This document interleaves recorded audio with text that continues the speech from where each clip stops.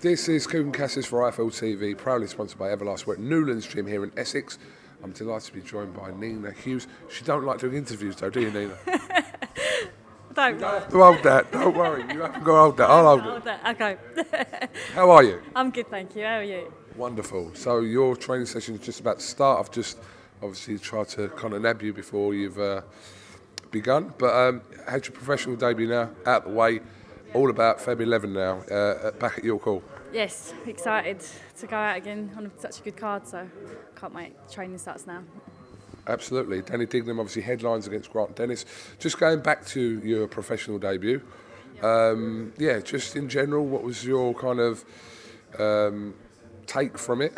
Was it what you expected? How was the transition? Obviously people will go into your extensive amateur background, but how was it?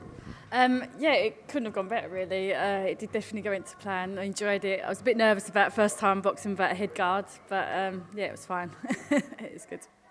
So obviously for people that don't know, your amateur pedigree and experience is quite something. Obviously multiple national champion, you've won just about everything going. Yep. Yeah, I've boxed amateur for a long time.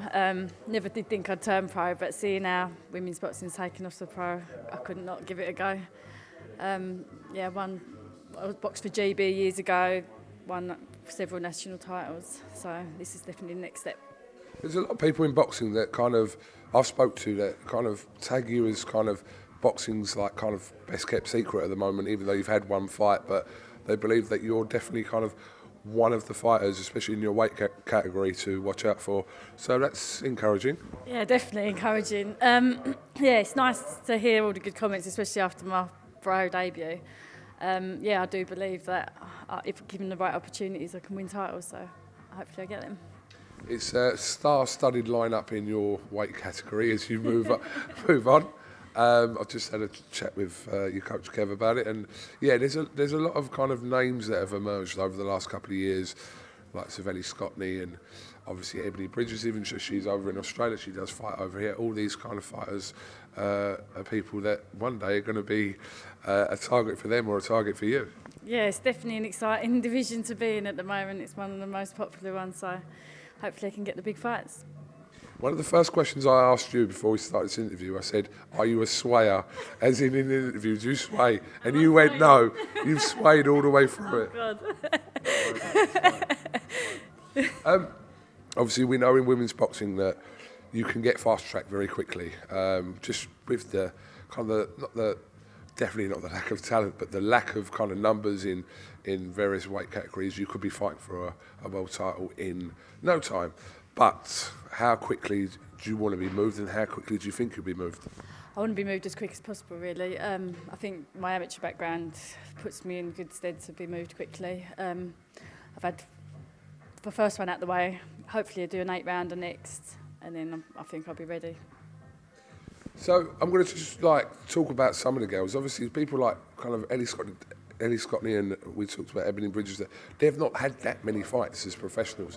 Ebanie Bridges has already fought for a world title. We knew very early on in her career, after 4 or 5 fights, etc. So in a year's time, you're not that far away from people like that. Is that the way you look at it? Yeah, definitely. That's what I'm looking at. Hopefully boxing in sort of people as quick as possible. Now, I'm not asking you to call anyone out, obviously. You've had one fight, so let's just calm down with that a sec. But Kev said to me, because I mentioned Ebanie Bridges to Kev, and he said that Nina's attitude is I'd fight Ebanie tomorrow. Obviously, for your progression and your experience, there's a path to get to, but your attitude would be, I would fight her tomorrow. Is that correct? Yeah, definitely. I won't back down from anyone.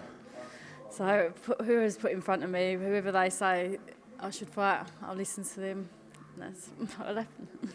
But that's obviously, you'd fight anyone, but you have to leave it to your team to a certain degree to kind of make you have the right matches at the right time. Yeah, definitely.